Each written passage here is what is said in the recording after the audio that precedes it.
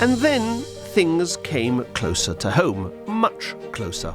On October 16, 1943, the Nazis arrested 1,259 Jews in Rome, most of whom were women and children. And since we find ourselves in the middle of the Paris 2024 Olympics, let's start with the Berlin Olympics of 1936 and the fact that they actually went ahead, because by then Hitler's dictatorship was self-evident. And of course the central question is why?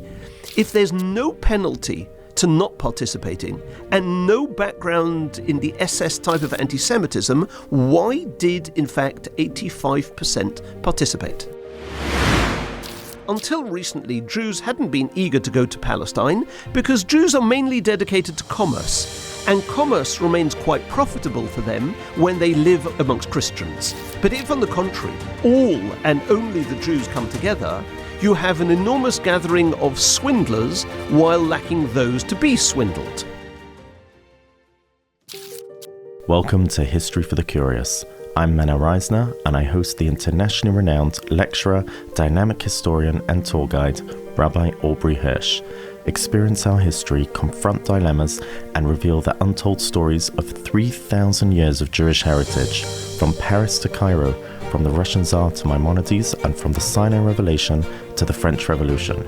Join the fastest growing Jewish history podcast in the world by subscribing to this channel and discovering the events that have shaped us into who we are today.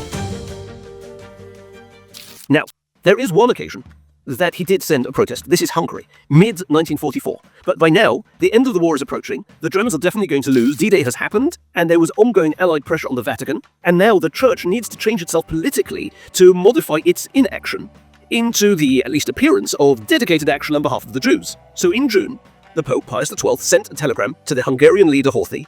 Obviously, by then, 437,000 Hungarian Jews had been deported to Auschwitz in 7 weeks. And what proves that it wasn't a real change of heart was the advice the Pope gave to German bishops that their statement urging humane treatment of other races was already sufficient, because it was enough to gain for them after the war the respect of world opinion, rather than actually do anything. One last one. In mid-March 1943, Angelo Roncalli, the papal delegate in Istanbul, sent a telegram to the Vatican. Now, 15 years later, Roncalli would succeed Pius XII and become the Pope, Pope John XXIII. He wrote to the Pope as follows: "The 20,000 Jews still remaining in Slovakia run the risk of deportation to Poland at the end of the month. They beg the Holy Father to intervene with that government, with Slovakia, so that 1,000 Jewish children can emigrate to Palestine with English authorization and be permitted to transit through Turkey." The problem for the Pope was that following the policy that his predecessors had adopted ever since the Zionist movement began, he and the Church opposed the creation of a Jewish state in Palestine, and they didn't want more Jews living there. So the response issued on behalf of the Pope to try and save these 1,000 children was that, well, until recently, Jews hadn't been eager to go to Palestine because Jews are mainly dedicated to commerce, and commerce remains quite profitable for them when they live amongst Christians. But if, on the contrary, all and only the Jews come together, you have an enormous gathering of swindlers while lacking those to be swindled. Furthermore, in the past, an obstacle to the success of the Zionist plan had been the Vatican Church's opposition, and there was no reason for the Vatican to change that policy, and I quote, "To give Palestine now to the Jews in dominion and predominance would mean offending the religious sentiments of all Catholics and all of those who call themselves Christians. At the same time, the Vatican should tread carefully. Given the persecution that Europe's Jews were facing, it would make a bad impression if the Holy See now appeared to refuse an act of humanity." Well, almost hard to believe everything you've said until now. I mean, you've told us a lot about what the church did and, more importantly, what they did not do during the war, even when, as you presented, they clearly knew the facts, but you haven't said why. What was the motivation? Was it pure and simple anti-Semitism as it always had been, or was there something deeper? So admittedly, it breaks into two parts according to some. Some say it was all Jew hatred coming to the fore, remembering that the church itself didn't actively participate in the mass murders, but they refused in any way to condemn it. It is possible to argue that until 1942, the first 3 years of the war, the Pope was worried that Germany would win, and he wanted to curry favour in order to make sure that the Church as an institution remains.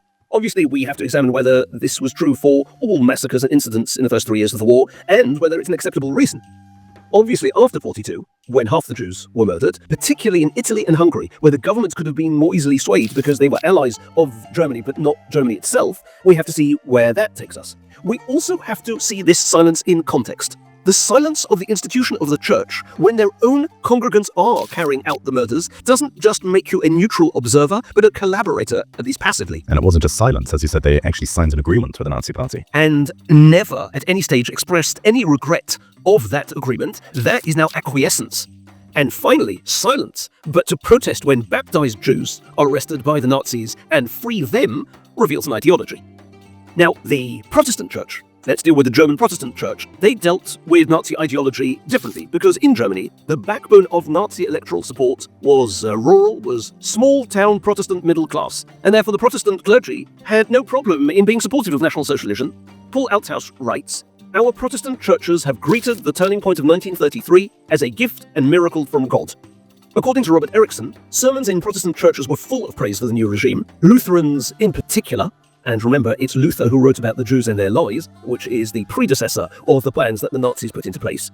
And the Protestant church was not one unified church, even though they were the majority. They were probably 60% and the Catholics were 40, roughly speaking. But they were split into two, which continued into the war. The outright supporters of the Nazis were called German Christians, and they all were prepared to follow Nazi orders at all costs. They even asked that all Jewish elements be removed from Christian prayers and rituals, to the extent of removing the quote-unquote Old Testament from their writings.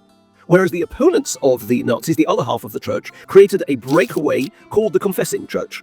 They opposed the Nazi regime, but they didn't oppose the Nazis for passing anti-Jewish laws, and the only Jews they were interested in saving were those who'd converted to Christianity, rather than all Jews. It was a very small group of confessing Christians who made active efforts to hide the Jews or help them escape.